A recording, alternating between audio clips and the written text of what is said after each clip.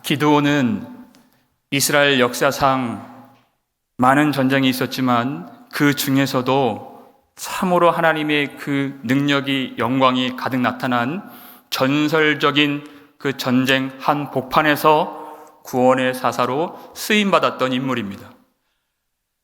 기드온은 칼로 그 대적들을 무찌른 것이 아니라 나팔과 항아리와 횃불을 든 불과 300명을 가지고 미디안 13만 5천이라고 하는 대군대를 물리친 이스라엘의 영웅 중의 영웅입니다. 우리가 이 전쟁의 내용을 살펴볼 때 표면적으로 나타난 그 전쟁의 그 겉모습이 아닌 그 속에 가려져 있는 하나님의 마음, 우리가 분명히 전쟁의 승리를 기억하기 전에 그 속에 역사하신 우리 주님이 어떠한 분이신가를 반드시 알아야 됩니다. 여러분, 전쟁이라고 하는 것은 하나님께는, 우리에게는 그것이 죽고 사는 일이지만 하나님께는 그것은 허상과 같습니다. 아무것도 아닌, 아무 의미 없는 것입니다. 여러분, 이 전쟁이 처음에 어떻게 시작이 되었다고 성경이 말합니까? 그 전쟁이라고 하는 판을 펼치신 분이 바로 하나님이십니다. 사사기 6장 1절을 보니까요, 이스라엘 자손이 또 여호와의 목전에 악을 행하였으므로 여호와께서 7년 동안 그들을 미디안의 손에 넘겨주시니, 그랬습니다. 미디안이라고 하는 그 극악무도한 대적들이 7년 동안 이스라엘 백성들을 들볶고 괴롭혔는데, 그런데 그 전쟁 하나님이 그렇게 허락하신 전쟁이라고 성경이 말씀하고 있는 것입니다. 미디안이라고 하는 그 무시무시한 대적은 하나님께는 불과 하나님이 쓰시는 도구에 지나지 않습니다. 미디안이 강해서 이스라엘을 무찌르는 것이 아닙니다. 하나님이 너희들은 가라 그랬더니 미디안이 간 겁니다. 너희들은 이스라엘을 치라 하셨더니 미디안이 이스라엘을 친 겁니다. 그리고 하나님이 이제는 그만하라 그러면 미디안은 꿈쩍도 못합니다. 그리고 이제는 너희가 지라 그러면 미디안이 지는 것입니다. 하나님이 하라 하시면 성취가 되는 것이고, 하나님이 그 전쟁을 뒤집으시면 승패가 뒤집어지는 것입니다. 하나님이 그 모든 전쟁의 주인이 되시고 모든 전쟁은 여호와께 속해 있다는 말이 바로 그것입니다. 여러분, 이 이스라엘 백성들이 미디안 족속에게 이 고통을 받을 때 어떤 내용들이 있었느냐면요, 4절 보시면 그들의 특징이 먹을 것을 남겨두지 아니하였고 그랬습니다. 5절 보니까 비유하기를 그 메뚜기 떼가 그 들판에, 그 수많은 떼가 들판에 메뚜기 떼가 몰아오면 아무것도 남기지 않고 다 쓸어가는 것처럼 미디안이 바로 그러한 족속이었다는 것입니다. 아무것도 먹을 것을 남기지 않는. 거기다가 그들은 그런 먹을 것에만 위협을 받는 것이 아니라 그 가나안 땅에서 이제 아름다운 집을 건축하고 살던 그때 집까지 빼앗겼습니다.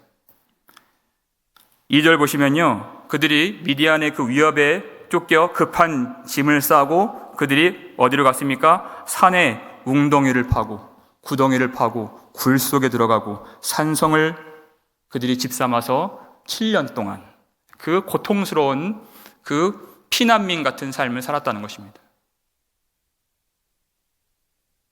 여러분, 이와 같은 일이 왜 벌어졌죠? 1절에서 보니까요, 이스라엘 자손이 또 그랬습니다. 또라는 단어를 강조하고 싶습니다. 사사기에서 반복적으로 나타나는 그 패턴이 있잖아요.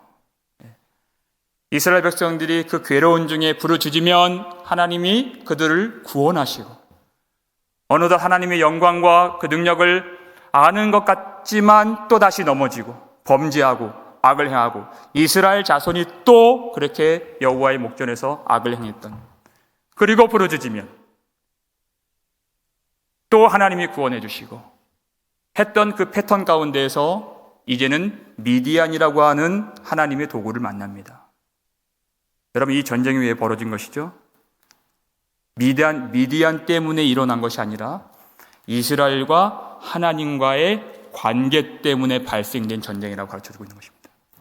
그것을 우리가 미처 모르니까 하나님이 사사를 보내시기 전에 선지자 하나를 보내셔서 그것을 설명해 주십니다. 10절 말씀을 보시면 10절 말씀 우리 다 함께 읽겠습니다. 내가 또 너희에게 이르기를 나는 너희의 하나님 여호와이니 너희가 거주하는 아모리 사람의 땅의 신들을 두려워하지 말라 하였으나 너희가 내 목소리를 듣지 아니하였느니라 하셨다 하니라. 아멘. 그랬습니다. 왜 이 일이 벌어졌습니까? 너희가 내 목소리를 듣지 아니하였느니라 그랬습니다. 그들이 하나님을 의뢰하지 않고 자신이 어떠한 정체성을 가졌는가를 전혀 알지 못한 채 그들이 두려워하고 하나님이 아닌 다른 대상을 의지하고 그들의 소견에 옳은 대로 행하였던 여호와 하나님 앞에서 악을 반복적으로 그들이 행하였을 때 이 전쟁, 하나님이 그 미디안을 그 도구, 막대기처럼 사용하셔서 이 전쟁이 발생된 것을 가르쳐 주셨습니다. 이스라엘이 약해서 미디안이 악하고 강해서 그것이 본질적인 문제가 아닙니다.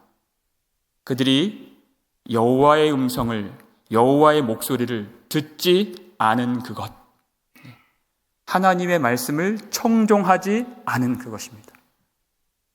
여러분, 죽은 자들이 어찌하면 살 수 있다고 예수님 말씀하셨죠? 요한복음 5장 25절에서 죽은 자들이 하나님의 아들의 음성을 들을 때가 오나니 곧 이때라 듣는 자는 살아나리라 하셨습니다.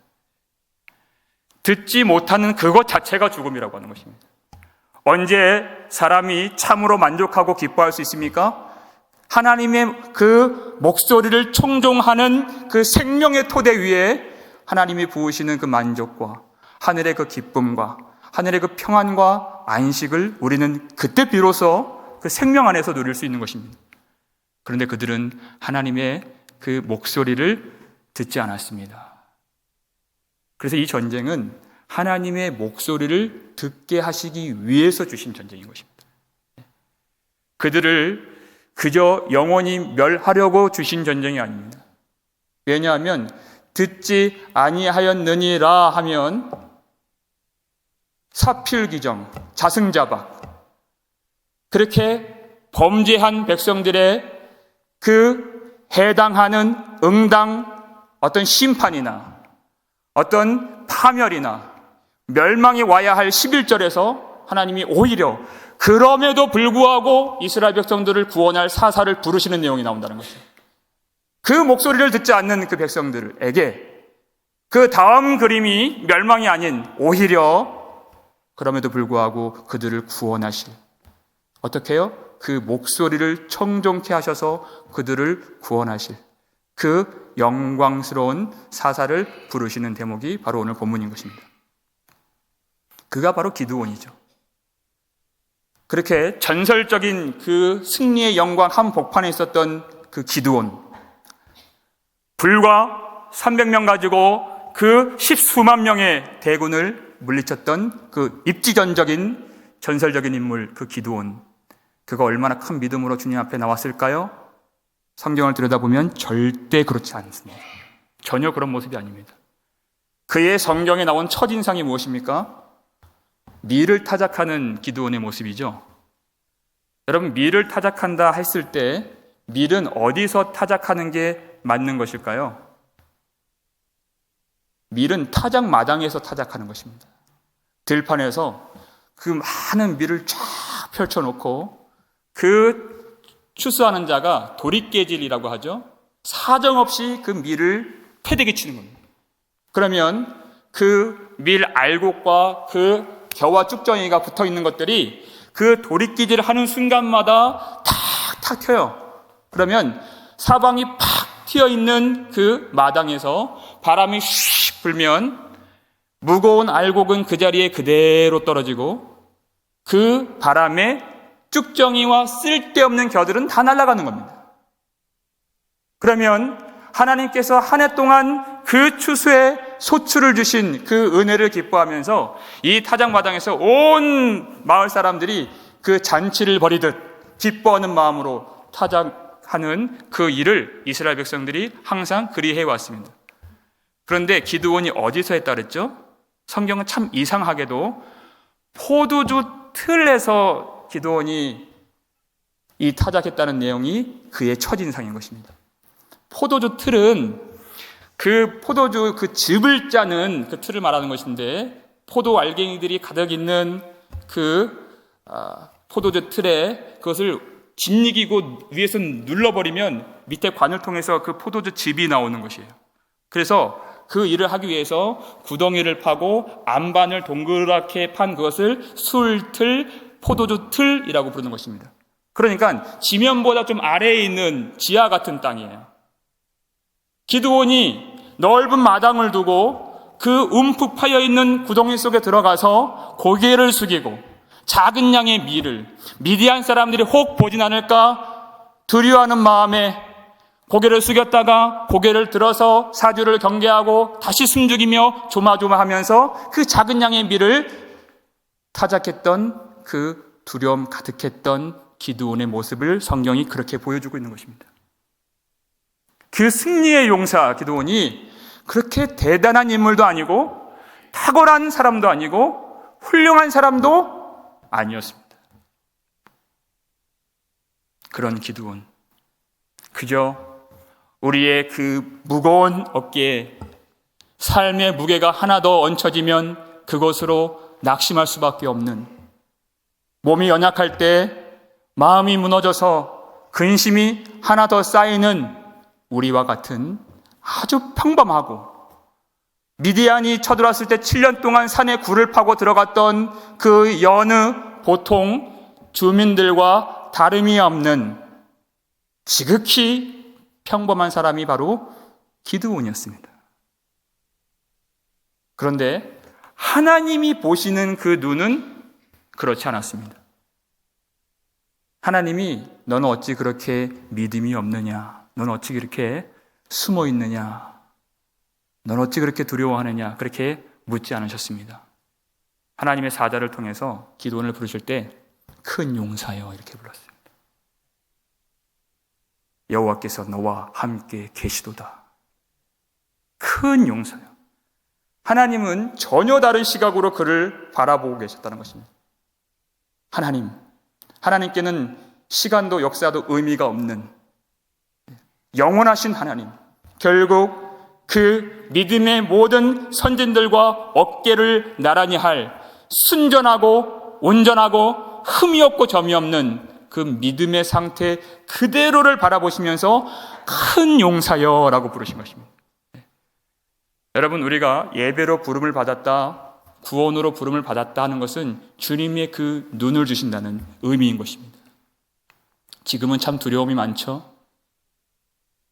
여러 가지 생활의 위기, 어떤 형편의 어려움, 질병의 그런 연약함, 많은 근심으로 둘러싸여 있는 그 상황에 그런 연약함들이 많이 있지만, 하나님께서 그 영혼을 붙드시고 이루시는 그 하나님을 바라보면서 그 교회를 기뻐하고 소망하고 사랑할 수 있는 그 눈을 주시면서 우리를 부르시는 것입니다. 사도 바울이 교회를 그렇게 불렀잖아요. 우리의 소망이며 기쁨이며 자랑의 면류관이 무엇이냐? 곧 그가 강림하실 때 우리 주 예수 앞에 있는 너희가 아니냐? 교회가 아니냐? 이렇게 말했어요. 바로 그 눈을 우리에게 주시면서 주님과 동일한 시각으로 교회를 바라보고 형제를 바라보고 또 자기 자신의 정체성을 알기를 주님이 원하시는 것입니다. 그렇게 큰 용사여 주님이 부르셨는데, 사자를 통하여서. 근데 기드온 안에는 아직도 그 심드렁한 그런 연약한 마음이 남아 있습니다. 13절을 보시면요, 기드온이 이렇게 얘기를 해요. 눈으로 보세요. 기드온이 그에게 대답하되 오 나의 주여, 여호와께서 우리와 함께 계시면 어찌하여 이 모든 일이 우리에게 일어났나이까? 이렇게 반문하고 있습니다.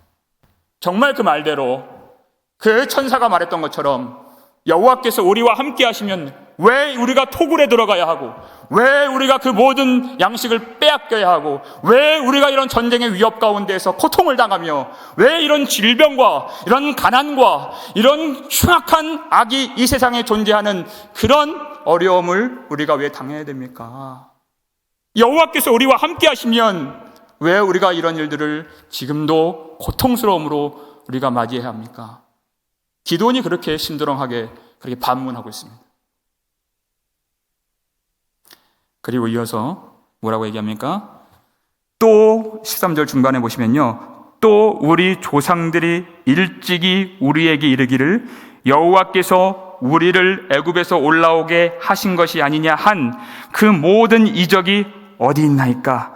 이제 여호와께서 우리를 버리사 미디안의 손에 우리를 넘겨주셨나이다 하니, 그랬습니다. 우리의 질문입니다. 특별히 기드온이 우리 조상들이 일찍이 우리에게 이르기를 그랬습니다. 그가 숱하게 듣고 자란 하나님이 그의 조상들에게 어떤 능력으로 그의 영광을 보이셨는가, 어떻게 애굽에서 그 조상들을 인도해 주셨는가, 어떻게 그 조상들에게 하나님이 그들을 먹이시고 인도해 주시고 보살펴 주셨는가, 그가 참 많이 귀에 못이 박히도록 듣고 자랐습니다. 우리가 충분히 상상할 수 있죠. 우리가 가정에서 또한 예배를 드리거나 구역 예배를 드릴 때 어른들이 모여서 예배 드립니다. 우리 3.5 선교회가 불렀던 찬양, 지금까지 지내온 것 주의 크신 은혜라, 한이 없는 주의 사랑 어찌 이루 말하랴. 찬양하는데 갑자기 그 집 아들이 탁 문을 열고 들어와서, 지금까지 하나님이 지내오는 동안에 우리와 함께 해주셨다면 왜 우리 가정이 이런 문제로 지금 골치 아파합니까? 왜 지금 이 가정이 지금 쓰러져 무너지는데도 하나님 잠잠하십니까? 왜 우리 아버지는 이렇게 아프고 우리 어머니는 이렇게 고통스럽고 왜 우리 현실의 문제는 이렇게 추악하게 무너져 내립니까? 하고서 반문하는 그런 철없는 아들이 있다면 그 모습이 지금 기드온과 같다는 것이에요. 지금까지 지내온 동안에 그렇게 조상들이, 그렇게 부모들이 그렇게 그 은혜를 참 감사하고 하나님이 도우시고 돌보시고 지키시고 보호하신 그 은혜를 찬양할 때 그게 전혀 마음에 와닿지 않는 것입니다. 그 애굽을 가르시고 요단강을 가르시고 그 모든 광야에서 입히시고 먹이신 그것을 보지 못한 그 다음 세대에 그 젊은 기드온이 전혀 마음에 왜 하나님 그 광야에서 베풀어 주셨다고 하신 그 우리 부모에게, 우리 조상들에게 이루어 주셨다고 하신 모든 이적이 어디 있나이까라는 거예요. 어디 있습니까, 하나님? 듣기로는 참 많이 들었습니다. 하나님이 그렇게 행하셨다고 하는 그 말씀은 너무나도 많이 들었는데 내 현실의 상황 속에서 그 이적을 찾아볼 수 없는, 내 현실은 너무나도 암담하고 답답하여 이길 힘이 없는 그런 답답한 기드온, 그 술틀에서 숨어서 그렇게 위를 까부르고 타작을 해야만 했던 그 기드온이 참 가슴 복받치는 마음으로 그렇게 하나님께 따져 물었습니다. 그랬더니 하나님이 그에 대한 대답으로 너는 가라. 어디로 가란 겁니까? 싸움터로 가라 하신 거예요. 그래서 전쟁을 주님이 예비해 주신 것입니다. 너의 조상들이 왜 그 하나님의 능력의 영광을 경험했는 줄 아니? 어디서 경험했는 줄 아니? 너도 가라 하는 것이에요. 그 술틀에 숨어 있지 말고, 그 산에 있는 웅덩이 속에 숨어 있지 말고 하나님의 능력의 역사가 나타나는 그 전쟁터로 가라. 이스라엘을 구원하라. 그 술틀에 숨어서 그렇게 푸념하고 힘들어한 그 마음 갖지 말고 하나님이 그 능력의 역사, 모든 이적으로 영광을 나타내 보여주시는 그 곳으로 너는 들어가라 한 것입니다. 여러분, 이스라엘 백성들이 언제 그 영광을 경험했습니까? 고센 땅에 그냥 머물러 있었을 때 본 것이 아닙니다. 하나님의 말씀을 듣고 그 여호와의 그 목소리를 청종하고 나왔더니 뒤에는 그 애굽의 모든 병거와 기병과 말들이 쫓아오고 있습니다. 앞에는 홍해로 가려져 있는, 뒤로 갈 수도 없고 앞으로 갈 수 없고 물러설 수도 없고 죽을 수도 없는 그 지경, 그 가슴 답답한 그 전쟁의 한복판에서 하나님이 그때 하나님이 놀라운 영광을 보여주신 것입니다. 자신의 힘보다 더 강한 그 가나안 여리고성 앞에서 그 말씀을 듣고 전쟁터로 나아간 그 여호수아의 그 모든 군대가 그 성을 친히 무너뜨려 주신 하나님의 그 영광을 보았기 때문에 너는 거기로 들어가라는 것이에요. 그거 숨어있지 말고, 그래서 내가 너희를 보낸 것이 아니냐, 누가 너를 보낸 그 하나님을 생각하라는 것입니다. 어떤 목소리를 듣고 나아갔는가? 너를 보낸 이가 누군가? 내가 너를 보낸 것이 아니냐? 우리를 그 음성으로 불러 그 싸움터로 보내셨다면, 모든 전쟁이 여호와께 속한 것이라면 결국 이 모든 전쟁에 매듭을 지으시고 그 모든 일을 구원으로 성취해 주시고 오로지 하나님의 영광만 남게 하시는 그 하나님의 능력을 볼 수 있는 그 싸움터로 나아가라 하신 것입니다. 그저 조상들에게만, 그들 부모들에게만 하나님 되시는 것이 아니에요. 아브라함의 하나님이 곧 이삭의 하나님 되시고 그 이삭의 하나님은 곧 야곱의 하나님 되셨던 것처럼 그 조상들에게 능력을 베푸신 하나님이 그 다음 세대, 그 후손들, 그 믿음 약한 숨죽여 타작했던 기드온의 하나님이신 것을 알기를 원하셨다는 것입니다. 기드온에게는 아주 많은 질문이 있습니다. 아직 그것이 해소가 되지 않았습니다. 그렇게 가라 했더니 15절 보니까요, 기드온이 이렇게 얘기를 해요. 그러나 기드온이 그에게 대답하되 오 주여, 내가 무엇으로 이스라엘을 구원하리이까? 보소서, 나의 집은 므낫세 중에 극히 약하고 나는 내 아버지 집에서 가장 작은 자니이다 하니. 쉽게 그 마음이 풀어지질 않습니다. 용기가 나질 않습니다. 나는 내가 무엇으로 내가 이스라엘 백성들을 구원할 수 있겠습니까? 나는 우리 집에서도 가장 그 약한 집에서도 가장 작은 저입니다. 그렇게 얘기를 해요. 나중에 34절 보니까 하나님이 성령을 그에게 부으십니다. 그리고 나서 그가 믿음의 기계를 회복하고 싸움터로 나가게 되는데, 근데 하나님이 그만, 스톱, 막으시죠. 하나님 왜 막으셨죠? 왜 막으셨죠? 너와 함께하는 자들이 많도다. 내가 지금 너무 강하기 때문에 내가 너를 보낼 수 없다. 내가 너의 백성들에게 미디안 사람을 손에 넘겨주지 아니할 것이다 그랬습니다.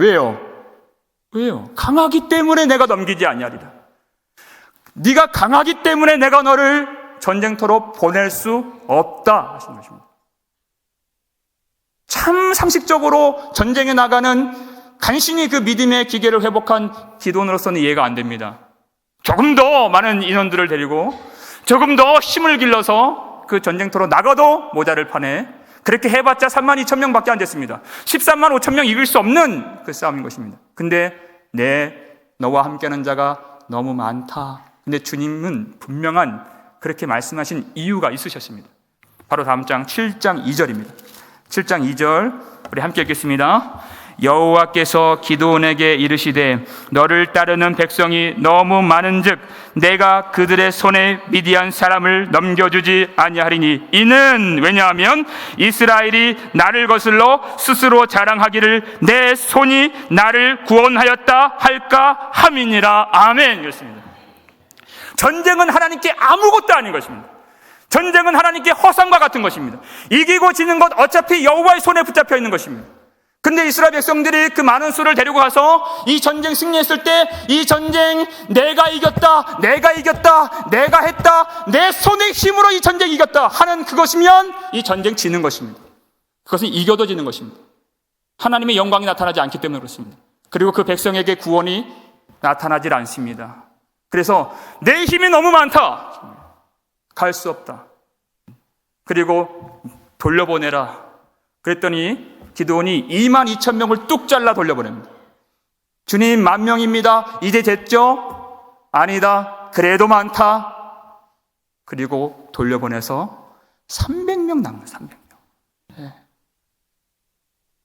이쯤이면 내가 했다, 내 힘으로 했다, 내 지혜로 했다 할 전쟁이 아니요, 오직 하나님의 영광이 나타났습니다. 주님, 하나님이 우리를 보호해 주셨습니다. 주님, 하나님의 능력으로 우리를 지켜주셨습니다. 주님, 그 승리 찬양할 수 있기 때문에, 그래야 주님의 영광은 나타나고 우리의 구원이 임하기 때문에 이제 됐다 하신 것입니다. 모세를 부르실 때에도 주님, 제가 무엇이간데 저를 부르시고 저를 보내십니까?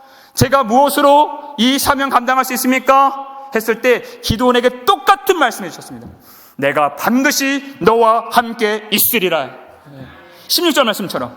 오늘 보면 16절이죠. 우리 함께 읽겠습니다. 여호와께서 그에게 이르시되 내가 반드시 너와 함께 하리니 내가 미디안 사람 치기를 한 사람을 치듯 하리라 하시니라. 아멘. 여호수아를 보내실 때에도 동일하게 이 말씀해 주셨습니다. 주님은 항상 그 전쟁에 나아가는 하나님의 백성들에게 무기를 주시는 것이 아니고, 병거를 주신 것이 아니고, 전술과 전략과 방법을 주신 것이 아니고, 내가 반드시 너와 함께 하리라. 그 하나님이 친히 그 백성들과 함께 하시는 그 임재로 그들을 보내시는 것입니다. 이 전쟁 모든 것이 여호와 손에 달려있는 것이며 오직 여호와께 속한 것인 것을 알 수 있도록, 기드온의 말을 우리가 자칫 잘못 들으면 참 그가 겸손한 줄 아는데, 여러분, 어떠한 겸손한 말도 우리 집은 가장 약하고 그 약한 집안에서도 나는 가장 작습니다. 우리 기독교 복음이 낮아지고 예수 그리스도 십자가에서 복종하시고 죽기까지 그렇게 피 흘리셨던 것처럼 낮아져야 하는 것은 맞지만, 여러분, 믿음으로 감싸지지 않는 이 겸손의 고백은 곧 교만의 고백과 마찬가지인 것입니다. 이건 믿음이 아닌 것이죠. 우리는 낮아져야 할 때와 우리가 믿음의 패기를 가져야 할 때가 무엇인지 그 영적인 균형 감각을 가져야 됩니다. 이 믿음이 없는 사람들은 엇박자로 나아가는 것이에요.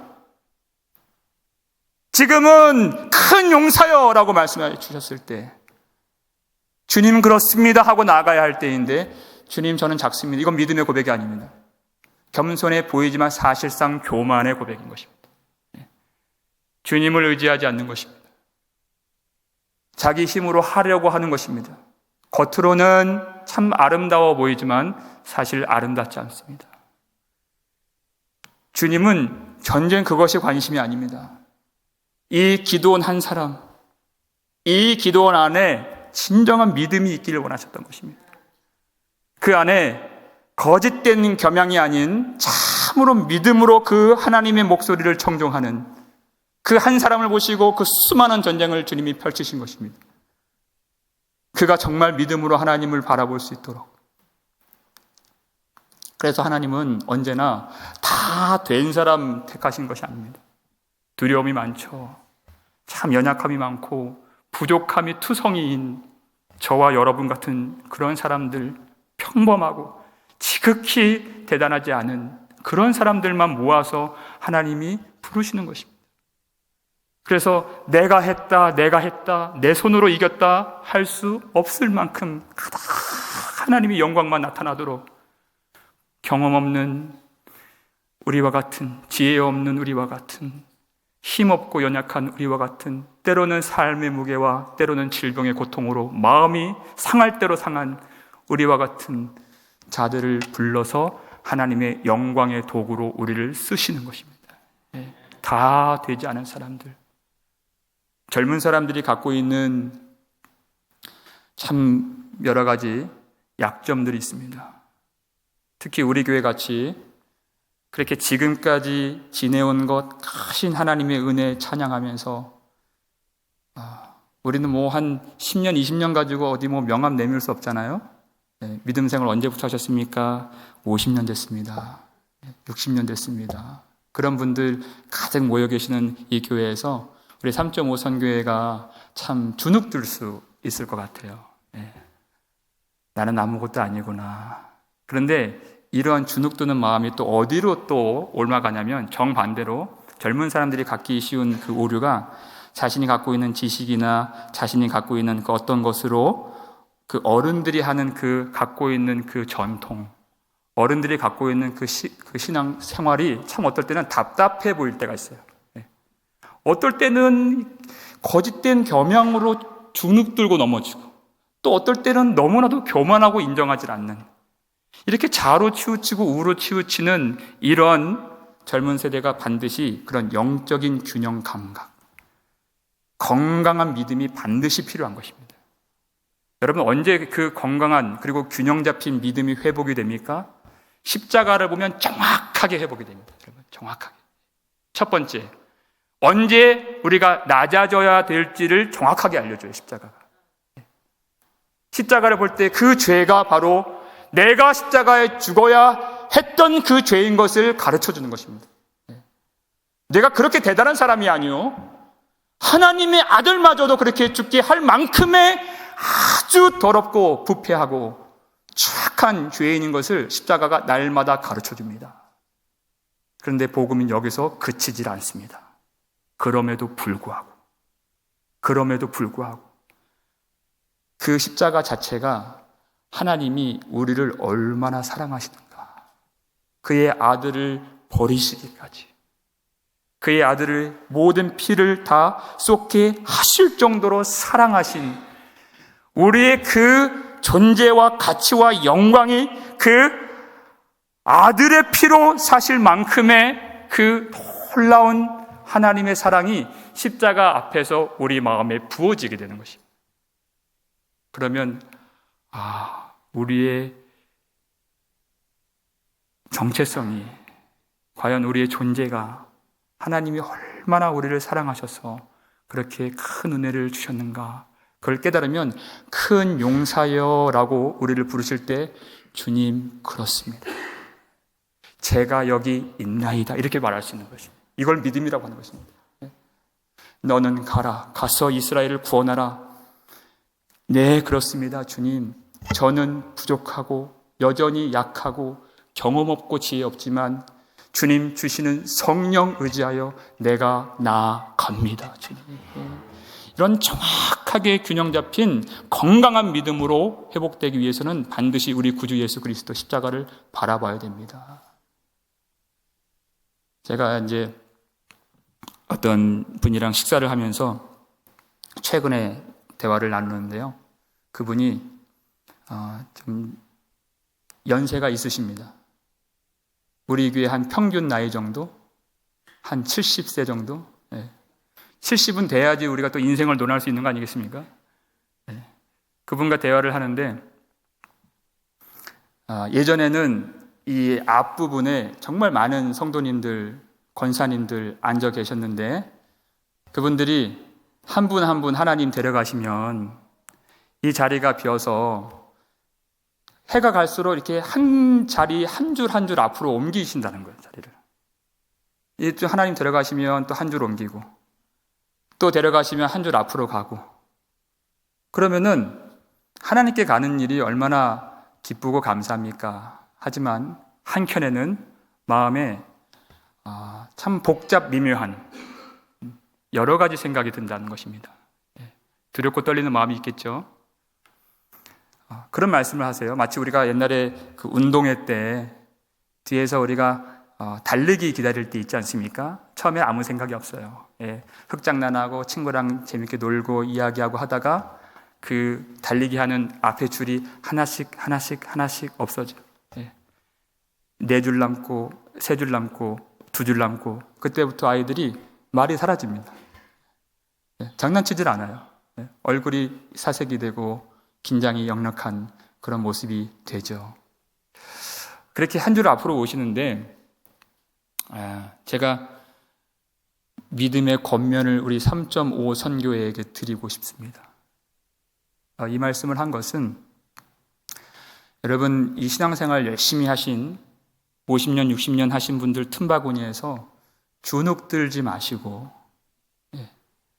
여러분 오늘 이렇게 앞에 앉으신 것처럼 여러분 한 줄 한 줄 그렇게 이 땅에 오신 순서대로 앉지만 마시고 3.5 선교회라도 여러분 앞에 앉으시기를 주의 이름으로 축원합니다. 단지 이 예배 자리만 말하는 것이 아니라 내가 싸워보지 않은 싸움, 내가 들어가 보지 않는 헌신의 자리, 내가 참 어른들에게만 맡겼던 나는 지혜가 없고 나는 경험이 없고 나는 할 줄 아는 것이 없기 때문에 내가 그렇게 포도주 틀에서 숨어 있었던 그런 모습이 아니라 주님이 하나님의 능력을 보여주시기 위해서 연약하고 경험 없고 부족한 자들을 쓰길 좋아하십니다. 저는 우리 필립 집사님 계시고 김재영 집사님 계시고 또 션 집사님 이렇게 세 분 앞에 앉아 계시는데 마치 기드온의 300용사가 10수만에 대적을 물리쳤던 것처럼 300용사로 저는 보입니다.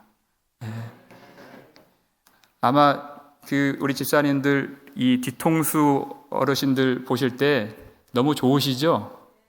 제가 아까 특송하는 거 보는데 정말 많은 분들이 그 특송하는 모습만 보셔도 눈물이 나시는지 그와 같은 우리가 감동을 받았습니다. 여러분 앞에 나와서 기도만 하고 앉아만 있어도 정말 많은 분들이 위로가 되고, 그리고 어떤 분들은 그렇게 예배하는, 여러분이 예배하는 그것 때문에 아마 오랫동안 기도하셨던 분도 있으실 것입니다. 여러분만 아니라 앞으로 올 3.5 선교회에 그런 마중물과 같은 역할을 감당해 주시기를 부탁을 드리겠습니다. 마중물이 뭔지 아시죠? 펌프질 할 때 먼저 한 바가지를 부어야 그 샘솟듯이 물이 솟아나게 하는 그 물처럼 지금은 작고, 지금은 약할 수 있고, 지금은 경험이 없지만 하나님은 그렇기 때문에 약한 자들을 가장 그 전쟁의 선봉장에 세워서 하나님의 영광만 나타나도록 하시는 주님이십니다. 세상의 모든 미련한 것들을 택하사 지혜 있는 것들을 부끄럽게 하시는 하나님, 세상의 모든 약한 것들을 택하사 강한 것들을 부끄럽게 하시고, 세상의 모든 천한 것과 멸시받는 것과 없는 것들을 택하사 있는 것을 폐하려 하시는 하나님, 그 하나님께서 연약한 우리를 불러주신 것처럼 이 모든 사역의 과정 속에서 내가 들어가 보지 않는 그 싸움, 내가 할 수 없을 것만 같았던 그런 모든 싸움에서 바로 내가 하나님이다, 너를 보낸 이가 누구냐, 그 하나님을 항상 기억하고 생각하시면서 하나님은 모든 전쟁의 승리도 주실 수 있으시며 하나님은 모든 것을 바꾸실 능력이 있으시고 하나님은 질병도 고치시고 세상도 뒤집으시고 모든 없는 것을 있는 것으로 부르시는 능력이 하나님이신 줄 믿으며 그 하나님 앞에 믿음의 기계와 폐기를 회복하고 용기와 담대함을 가지고 주의 일에 헌신할 수 있는 3.5 선교회와 저와 여러분 되시기를 주의 이름으로 축원합니다.